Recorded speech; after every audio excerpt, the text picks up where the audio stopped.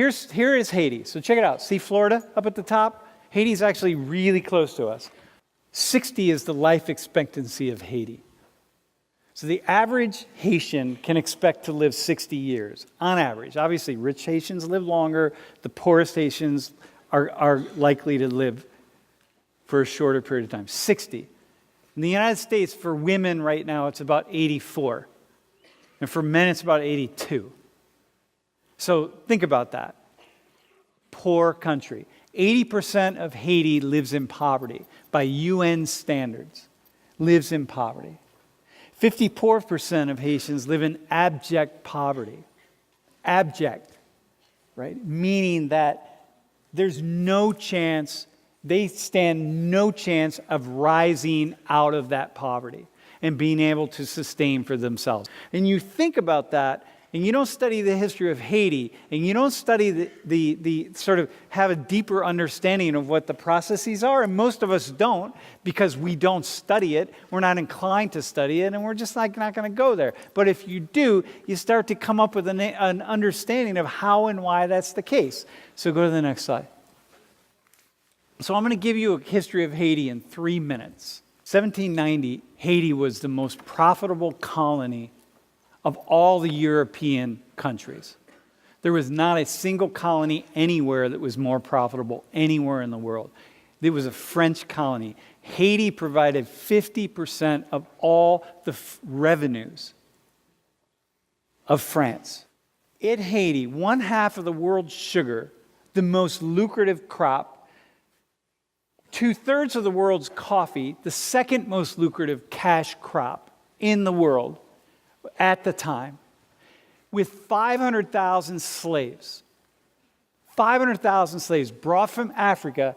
The slaves on average lived 5 to 6 years, meaning they worked the slaves to death. It was so profitable in Haiti, slavery was, that you could go to Africa, spend a lot of money on a slave. In today's dollars, at that time, in today's dollars, a slave was about, in the United States, a slave was about $30,000 in today's dollars. So it was expensive. Poor people didn't own slaves. So these big landowners go to Africa, get slaves, work them to death, 4 to 5 years, and when they die, just go and get another one. Eventually, black Africans, the slaves, they started having an insurgency. They did exactly what the colonies were doing in the United States. In the United States, they were revolting against England to get their freedom, right? Think about this, the founding fathers of the Americas. They were revolting against England to get their freedom.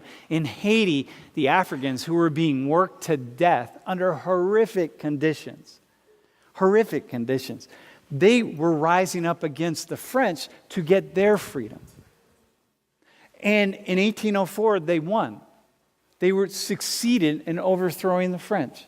And you got to applaud, right? Because, like, my God, you did exactly what these Europeans did in the Americas, the founding fathers here in the United States. They overthrew the oppressors to get their freedom. So this is a good thing, right? If you think backwards, it's like, this is amazing. This is what should happen. But the world didn't applaud. And of course the world didn't applaud because if blacks in Haiti succeeded in getting rid of the French, then what does that mean about blacks in the Dominican Republic? And blacks in Cuba, and blacks in the United States, all the other slave ports and slave areas, once they start rising up. So the whole world came together and they said, no, stop.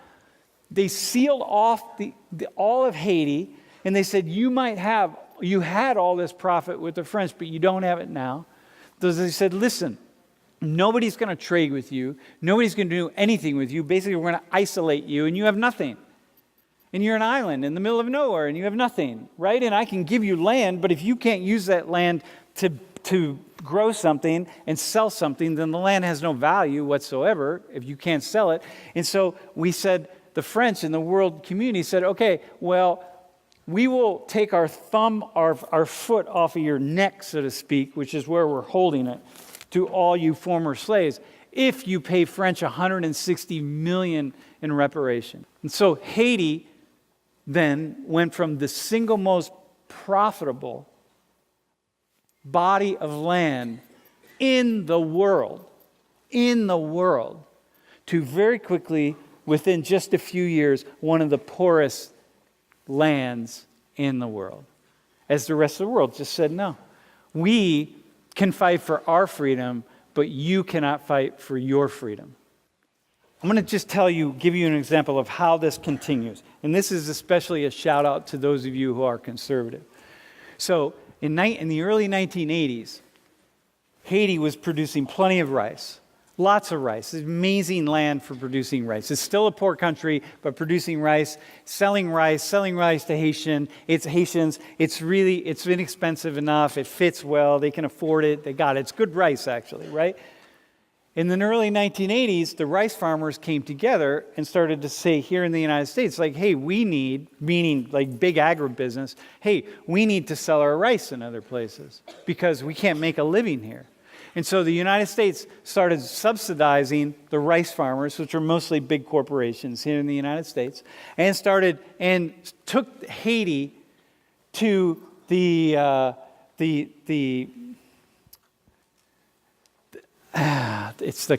IMF, but went to the international bodies to force Haiti to accept American rice. And Haiti said, we're not going to accept American rice. So we here start giving our rice farmers subsidies in the U.S., okay? Meaning we take taxpayer dollars and we give it to rice farmers. And we give it to rice farmers because rice farmers can't produce rice inexpensively enough to sell around the world. And in Haiti said, look, we're not going to accept your rice because you subsidize it with the American government tax dollars. And therefore, the price of rice is artificially low. And then it's lower than our Haitian rice. And that's a problem for us. And so back when I did this research, I did this for the first time, it was about 5 years ago. This is how much we subsidize our rice farmers, $430 million, meaning people that can't figure out how to grow rice inexpensively. And so we subsidize it by American taxpayers. And then what we did in the same year that we gave our rice farmers this much money, that's how much money we gave to Haiti in foreign aid. So it's like we give our own people more than we give to Haiti. And we destroy their rice economy, and we're continuing to destroy it. And this is one way where this just keeps going. And why did the U.S. win in the world court in this way against Haiti? We won because we're the most, of course we're going to win. Haiti's never going to beat us. We're going to win. That's how it works. And so Haiti can just stay poor. And this happens again and again and again in lots and lots of different ways. So I realized...